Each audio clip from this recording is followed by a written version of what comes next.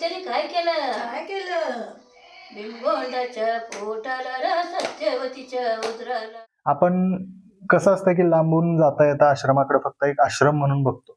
तर व्लॉग करायचा आज काही विशेष हेतू नव्हता, कारण थोडी कामं होती. पण ह्या मावशी आल्यानंतर मावशींनी भजन एवढं छान गायलं, मग म्हटलं याचा तर व्हिडिओ बनतो.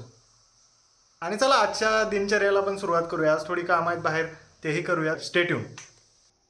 देवरूप पार्श्वनाथ भगवान गोमटेश्वर भगवान शांतगर्मी महाराज की जय. वंदन अधिवीरला रे गुरु शांती सगराला. वंदन अधिवीरला रे गुरु शांती सगराला. शांतीच्या सिंधूला रे हिंसेच्या दूताला. 19व्या शतकात लोकांनी धर्म कळना. कुणीकडे बघावे तिकडे काळुकत अशा लोकांना ताणणारा वादी कोणी नव्हता. मग त्याने काय केलं बिंबोंडाच्या पोटाला रा सत्यवतीच्या उदराला. बिंबोंडाच्या पोटाला रा सत्यवतीच्या उदराला. सातगोंडा हा जन्मला रा खरा धर्म सांगण्याला. भीमगोंडा हा भोसगावचा पाटील होता. माझं लई ठिकाणी व्हिडिओ गेला हे करून, कोल्हापुरात तर लईतून घेतल्यात. अरे वा. भीमगोंडा भोसगावचा पाटील होता. सत्यवती मायलई धर्मवान होती. धर्माचं शिकवण तिनं आपल्या पोराला दिलं. धर्माचं शिकवण तिनं पोराला दिलं. सातगोंडाला संसारात काही करमेना. मग त्यांनी काय केलं सत्यवतीच्या लोकाला रा संसाराचा कंटाळा. शांती मिळण्या मनाला रा दीक्षा घेण्या निघाला. शांती मिळण्या मनाला रा दीक्षा घेण्या निघाला. काही दिवसांनी भीमगोंडा सत्यवती समाधी सरली. आई बापाच्या समाधीनंतर एक दिवस या वीरानं काय केलं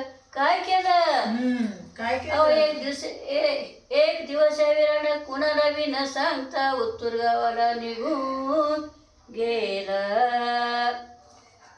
तिथं जाऊन काय केलं वंदन केले गुरुला रा देवेंद्र कीर्ती रायाला. वंदन केले गुरुला रा देवेंद्र कीर्ती रायाला. दीक्षा देण्या निराळा रा धर्म आपला राखण्याला. दीक्षा घेण्या विणाला रा धर्म आपला राखण्याला. गुरु देवेंद्र कीर्तीने दीक्षा दिल्यावर सातगोंडा तो शांती सागर झाला. धर्माचा पताका खांद्यावर घेऊन त्यांनी गावोगावी विहार सुरू केला. मग काय केलं अडाणी बांधवला रा सत्य मार्ग दाविला. अडाणी बांधवला रा सत्य मार्ग दाविला. मुक्तीला जाण्याला रा प्रकाश त्यांनी दिला.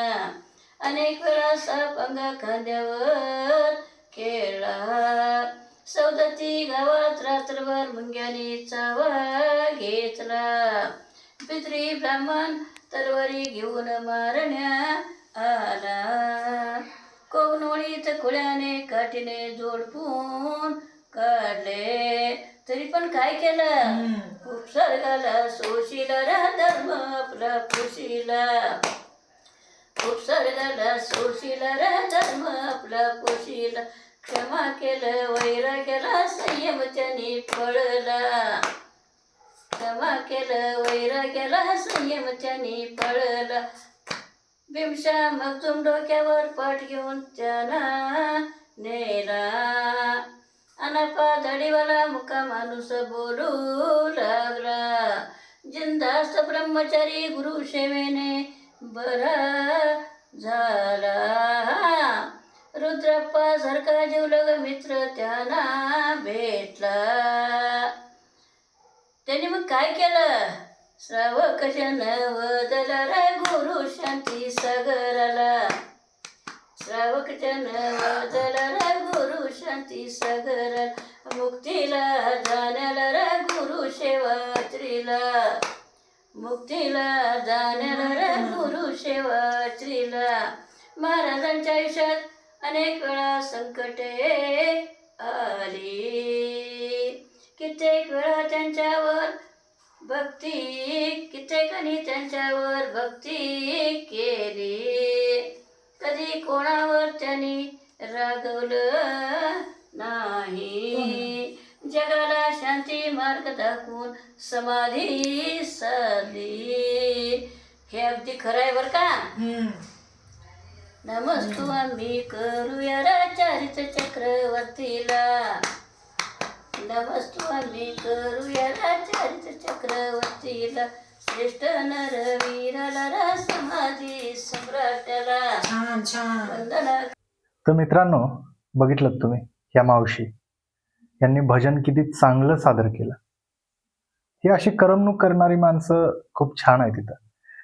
कारण इथं आल्यापासून बऱ्याच साऱ्या लोकांमध्ये राहणं वगैरे असतं इथल्या, तर त्यांच्यासोबत गप्पा वगैरे मारताना त्यांच्या भावना समजतात.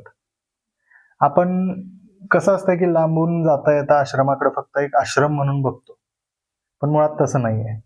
इथं राहिल्यानंतर मला काही गोष्टी समजल्या, म्हणजे त्यांच्याबद्दल ते कसे आहेत, काय त्यांच्याबद्दल काय काय झालं. आता आश्रम योग्य पण आहे आणि अयोग्य पण आहे. तर योग्य काय आहे की ज्यांना कोणच नाही आहे सांभाळणारं, तर त्यांना पर्याय नाही आहे आश्रमाशिवाय. आणि अयोग्य आणि राग एका गोष्टीचा येतो की ज्यांना सांभाळणारे आहेत पण त्यांनी इथं आणून त्यांना सोडलंय, ह्याचा खूप राग येतो. हे करणं योग्य आहे का हे तुम्हीच सांगा. कारण इथं बरेच असे म्हणजे आजोबा आहेत, आजी आहेत की ज्यांना सांभाळणारे भरपूर आहेत पण ते सांभाळत नाहीत. त्यांनी त्यांना इकडं आणून सोडलंय. कशासाठी? काहीतरी स्वार्थ असेल त्यांचा, तो स्वार्थ साधला गेला, आता त्यांची गरज नाही, त्यांना इथं आणून सोडलं. चुकीची गोष्ट आहे. कारण वाईट त्याच गोष्टीचं वाटतं की या अशा वृद्ध लोकांनी आता कुठं जायचं, आश्रमाशिवाय त्यांना पर्याय नाही.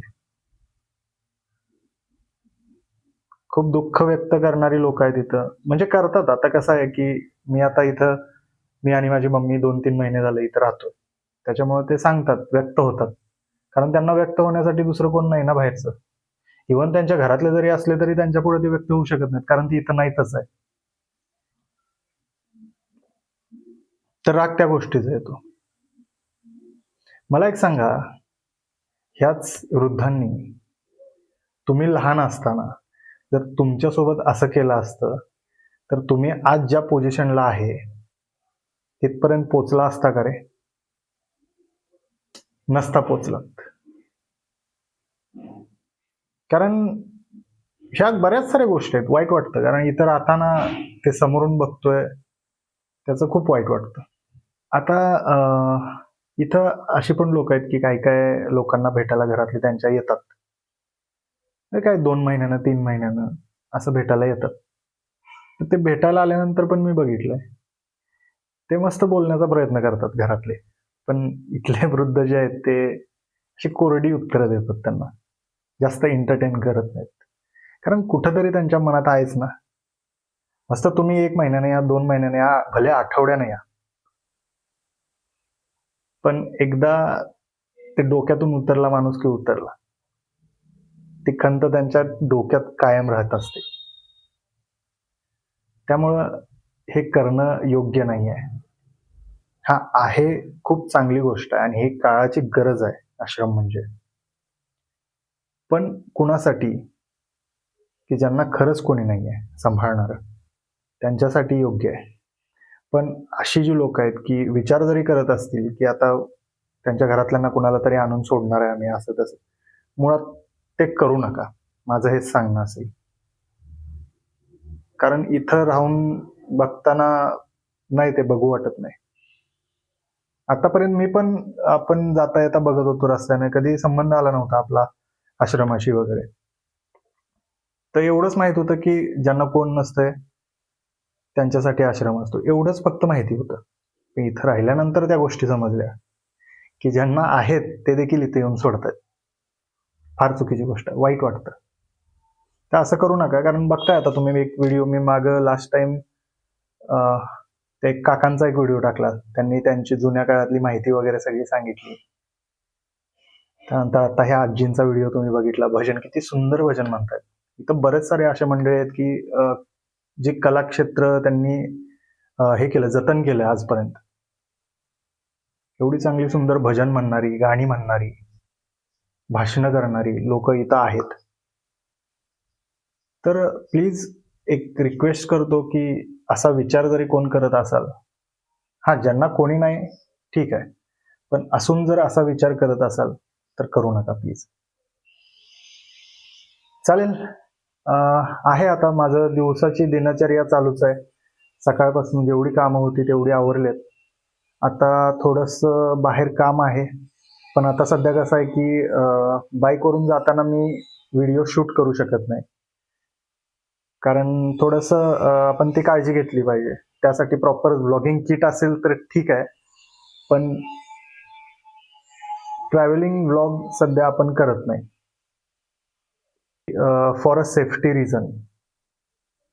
त्याच्यामुळं बाहेरची कामं काय असतील ते करून झालं की मग मी घरी येणार आहे संध्याकाळी. असं सगळं माझं ओव्हरऑल दिवसाचं नियोजन आहे. तर कसा वाटला हा व्हिडिओ नक्की कमेंट करून सांगा.